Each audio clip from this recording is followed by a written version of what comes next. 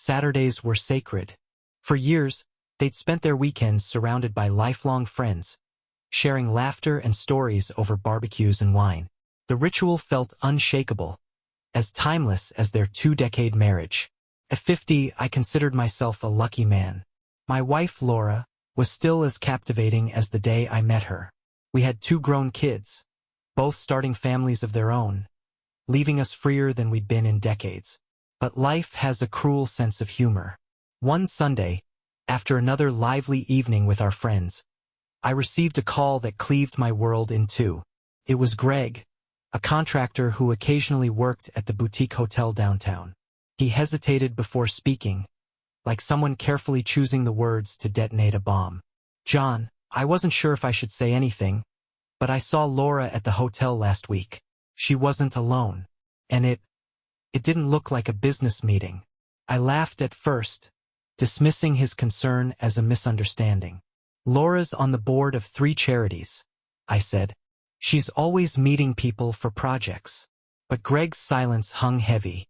"I know, man, but I think you should check it out." That seed of doubt sprouted fast. Laura had been disappearing more often lately, claiming volunteer work or errands. And she'd grown colder. There were no fights, no obvious grievances, just a growing chasm between us. That night, I sat in our dimly lit living room, staring at her car keys. A new thought clawed its way to the forefront of my mind. What if Greg was right? The next morning, I ordered a GPS tracker. The decision left a bitter taste in my mouth. Spying on Laura felt vile, an affront to everything our marriage was supposed to stand for. But the gnawing unease wouldn't let me rest. It arrived 3 days later. I attached it to her car in the early hours, my hands trembling with guilt. For a week, I did nothing, letting the device collect its silent story. Each evening, Laura came home as usual, kissing me on the cheek before retreating to her yoga mat or the kitchen. She was perfect, as always, but now her perfection felt scripted, rehearsed. Then, on a Wednesday, the tracker pinged an unfamiliar address. The hotel. I sat at the computer, the address glaring back at me. My heart hammered as I checked the timestamps. She wasn't attending charity meetings or running errands. She'd been spending hours at the hotel. And I wasn't alone in my torment. The address brought another familiar name to mind. It was a second home to Steve, one of my closest friends, whose wife Susan shared our Saturday nights with laughter and wine. The idea hit like a freight train. No, not him. I didn't want to believe it, but the tracker didn't lie. The next weekend, as Laura laughed at the patio table with our friends, her face glowing in the soft light of sunset, I felt the first crack in the foundation of my life. The betrayal wasn't yet proven, but it had already taken root. I just needed evidence. The tracker had become an unrelenting weight on my mind, its silent updates gnawing at the fragile foundation of my life. Laura's visits to the hotel were no longer an anomaly. They were a pattern. Twice a week, sometimes more. The regularity of her trips, coupled with the hours she spent there, painted a picture I didn't want to see. My thoughts spiraled into scenarios I could neither prove nor ignore. It wasn't just Laura. The hotel had ties to Steve, one of our closest friends. He spent time there for work, or so he said. The connections felt too coincidental to dismiss. The idea began to take shape. A dark, gut-wrenching shape that pointed to the possibility of Laura and Steve together. The thought of confronting her without proof felt hollow. If I accused her, she would deny it. I needed more. The question of how to act weighed heavily on me until I thought of Susan, Steve's wife. She deserved to know, and maybe together we could uncover the truth. I called her and arranged to meet. Explaining my suspicions wasn't easy. The words felt foreign in my mouth, as though speaking them made them more real. Susan's face went pale as she processed what I was saying, her eyes darting to the phone screen I showed her. GPS logs of Laura's car at the hotel, timestamps that matched Steve's unaccounted for hours. Susan didn't break down as I thought she might. Instead, she shifted into a focused determination. She suggested we rent a room at the hotel, a place to observe without being noticed. The plan came together quickly, almost mechanically. By Monday, the reservations were made, And by Tuesday, we had the tools. A voice recorder, a small camera, and the simmering anger of two betrayed spouses. The hotel room was sterile and suffocating, its beige walls and impersonal furniture reflecting our shared tension. Susan and I worked silently, positioning the camera to capture the hallway and readying the recorder for sound. She connected her laptop to the hotel's Wi-Fi, a faint glow illuminating her sharp, resolute features. The GPS app on my phone was an unyielding reminder of the waiting game we were playing. Laura's car appeared in the lot just as predicted, a cold confirmation of the pattern I had come to dread. From the window, I spotted her walking across the parking lot, her familiar figure a painful contrast to the foreign betrayal she carried with her. Hours passed in a haze of restless silence. Then came the sound we'd been bracing for, the ding of the elevator. Footsteps echoed in the hallway, followed by voices. Laura's voice was unmistakable, lilting and carefree, and then Steve's, his familiar baritone laced with laughter. I felt my chest tighten, the air in the room growing thin. Through the crack in the door, the camera recorded them as they entered the room across the hall. The sound of the keycard unlocking their door was like a gavel striking down the final verdict. They were inside. Time stood still. Susan sat frozen beside me, her breathing shallow but steady, her focus locked on the glowing screen of the camera feed. I couldn't bring myself to speak. The truth we had unearthed was undeniable, and it felt like standing at the edge of a chasm, staring into the void. Minutes stretched into an eternity. The betrayal, once only a suspicion, now stood as a grim reality. The anger, pain, and humiliation threatened to overwhelm me. But beneath it all, there was something else. In the quiet anguish of the room, I became acutely aware of Susan's presence, her resolve a mirror of my own. For the first time since this nightmare began, I felt a strange, flickering connection. It wasn't relief or solace, but it was something I wasn't ready to name. The weight was excruciating, every second a heavy toll on my nerves. The quiet hum of the hotel room felt deafening against the storm raging in my head. Beside me, Susan sat motionless, her eyes glued to the faint glow of the camera feed. It recorded the hallway outside their door, a sterile corridor that now felt like the stage for the unraveling of our lives. Time dragged, and every muffled sound from the other room chipped away at my composure. I imagined their laughter, the shared whispers, the intimacy that belonged to us now twisted into something vile and foreign. My mind replayed years of friendship with Steve, his easy smile, and the trust we had shared. It all felt like a cruel joke now. Susan barely moved, her face a mask of restraint. I envied her composure, even as I felt her pain radiating in the silence between us. The betrayal she was enduring mirrored mine, but she carried it differently, channeling it into a focused intensity that I couldn't match. At last, the door across the hall creaked open. The camera captured their exit. Laura, her hair slightly disheveled, her face glowing with a softness I hadn't seen in years. Steve followed close behind, his hand brushing her lower back. They spoke in hushed tones, their bodies close, too close for friends. I clenched my fists as the scene unfolded, the final proof of everything I had suspected. They moved down the hallway, their figures retreating into the elevator. I didn't move until the ding of the elevator doors closing broke the trance. The weight of what I had witnessed settled like a boulder in my chest. There was no room for doubt anymore.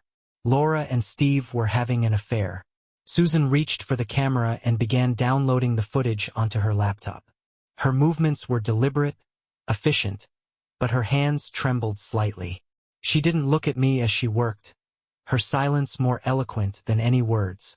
Once the files were secured, Susan sat back in her chair, exhaling deeply. Her composure cracked for the first time, and tears welled in her eyes. She wiped them away quickly, as though embarrassed by the display. I didn't know what to say, so I said nothing. The drive home was a blur. Susan and I barely spoke as we parted ways. But there was an unspoken agreement that this wasn't over. We had what we needed, but how to confront them, how to dismantle this web of deceit, was a question we'd have to answer together. That night, As I sat alone in the dark, my mind churned with conflicting emotions. Anger at the betrayal, grief for the life I thought I had, and something else. Something unexpected. Susan's face came to mind, her determination, her quiet strength in the face of this shared nightmare. I realized that I wasn't just angry for myself. I was angry for her, for what Steve had done to her trust, her marriage. The thought surprised me, even unsettled me. But I didn't push it away. Not yet. The betrayal was complete, but our response had only just begun. The confrontation was inevitable. Proof in hand, the question wasn't if we would confront them, it was how. 2 days passed after Susan and I captured the footage. Days spent replaying every moment, every interaction, every sign I should have seen. The betrayal was complete, the pieces falling into place like the final strokes of a masterpiece painted in lies. I called Susan early on Thursday morning. Her voice was quiet, tired, but firm. She had spent the night combing through the footage, isolating frames that showed Laura and Steve together in damning detail. When she spoke, there was no hesitation. "We confront them together," she said. The plan unfolded methodically. Saturday evening, the 4 of us were supposed to meet at Greg's house for our usual weekend gathering. Instead, Susan and I would arrive at Laura's and Steve's earlier that afternoon. There would be no witnesses, no interruptions, just the raw confrontation in the privacy of their own spaces. Saturday morning was drenched in tension. I avoided Laura as much as possible, watching her move about the house with the ease of someone whose secret was still intact. She hummed to herself as she prepared for the evening, checking her reflection in the hallway mirror and smiling at me in passing. It was an effort not to let my anger boil over. By 2 p.m., I was in my car, heading to Steve and Susan's home. She met me at the door, her face pale but resolved. In her hand was a manila folder, thick with printouts of text messages and stills from the footage. Together, we walked into the living room, the weight of what we were about to do pressing down on us. The minutes passed like hours until Steve arrived, his voice carrying through the hall as he called out to Susan. When he entered the room and saw me, his easy grin faltered. He stopped mid-step, his face a mask of confusion. "What's going on?" he asked. Susan didn't answer. Instead, she opened the folder and laid its contents on the coffee table. Images of him and Laura at the hotel stared back at him. For a moment, the only sound in the room was the clock ticking on the wall. Steve's face shifted from confusion to denial, his mouth opening to protest, but Susan cut him off. Her voice was calm, razor-sharp. She recounted the times he'd claimed to be working late, the excuses that now seemed so flimsy against the evidence. I stayed silent, watching him squirm. His bravado crumbled as Susan's words carved through his defenses. By the end, he didn't deny it. He just stood there, exposed and small. Leaving Steve to Susan, I drove to my own home, my anger a sharp blade that wouldn't dull. When I arrived, Laura was in the living room, scrolling through her phone. She looked up, startled, as I entered. "John? You're back early?" she said, her tone tinged with confusion. I didn't respond. Instead, I placed the same manila folder on the coffee table. Her eyes widened as she flipped through the contents. The color drained from her face as realization set in. She tried to speak, her voice trembling, but I held up a hand to stop her. "You've been lying to me," I said, my voice low but firm. "I know everything. The hotel. Steve. All of it." Laura's excuses came tumbling out in fragments, claims of misunderstanding, of how it wasn't what it looked like. But the evidence was irrefutable, and with each denial, my anger grew. "You didn't just betray me," I said, my voice breaking. "You betrayed our family, our friends. You've destroyed everything." Her tears didn't move me. Not this time. I left her there, crumpled on the couch, and walked out the door. Outside, Susan was waiting in her car. She rolled down the window, her face etched with exhaustion but also a quiet determination. "It's done," I said, my voice heavy. She nodded, gesturing for me to get in. As we drove away, I realized something unexpected. In the midst of the ruin Laura and Steve had created, there was a flicker of something new. A strange but undeniable bond between Susan and me. And for the first time in weeks, I felt the faintest hint of hope. The days following the confrontation felt surreal, like living in a haze where the familiar had become alien. Laura left the house that Sunday afternoon, suitcase in hand, her eyes avoiding mine as she mumbled something about staying with her sister. It didn't matter where she went. She had already vacated the most important space, our marriage. Susan called later that evening. Her voice was calm but tired, the weight of everything catching up to her. Steve, predictably, had tried to worm his way out of the situation, deflecting and apologizing in equal measure. But Susan had been resolute, showing him the door and telling him not to come back. It should have felt like closure, but it didn't. Not entirely. The following weekend, I found myself at a quiet cafe on the edge of town. Susan had suggested meeting up, ostensibly to discuss logistics about revealing the affair to our extended circle of friends. In reality, I think we both just needed the company of someone who understood the magnitude of the betrayal. We sat across from each other, sipping coffee in comfortable silence for a while. Susan looked different, more relaxed, lighter somehow, even with the dark circles under her eyes. It mirrored something I felt within myself. The storm was subsiding, and amidst the wreckage, there was clarity. As we talked, the conversation shifted. It was no longer just about Laura and Steve. We spoke of our families, our careers, our children, and all the little details of life that had been overshadowed by the drama of the past weeks. The connection I had first sensed in the hotel room deepened. It wasn't forced or sudden but natural, like rediscovering something that had always been there. By the end of the evening, Susan hesitated as we parted ways. Her hand brushed against mine briefly, a fleeting gesture that sent a jolt through me. She smiled, but her eyes held a question I didn't yet have an answer for. Weeks turned into months. Laura and Steve's affair became public knowledge, rippling through our close-knit circle of friends. The fallout was messy, with divided loyalties and awkward silences at gatherings. Greg, the one who had first tipped me off, became a quiet ally, a reminder that not all friendships were built on lies. During that time, Susan and I leaned on each other more and more. What began as shared pain turned into something unexpected, a growing affection that neither of us could ignore. The first time we kissed was at her home, late one evening after a long conversation. It wasn't rushed or driven by desperation but soft, tentative, and filled with a mutual understanding. It was the first real step toward something new. By the time the divorce papers were finalized, Susan and I had become inseparable. It wasn't about filling the void left by Laura and Steve. It was about finding something genuine in the aftermath of betrayal.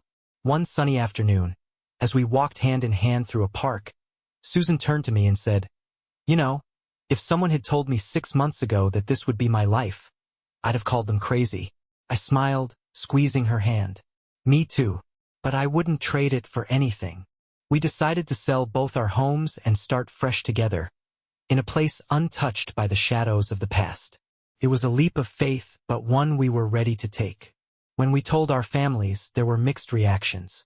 Some were supportive, happy that we had found solace in each other. Others were skeptical, questioning whether it was too soon. But we didn't care. The day Susan and I stood in our new kitchen, unpacking boxes and laughing over misplaced utensils, I realized something profound.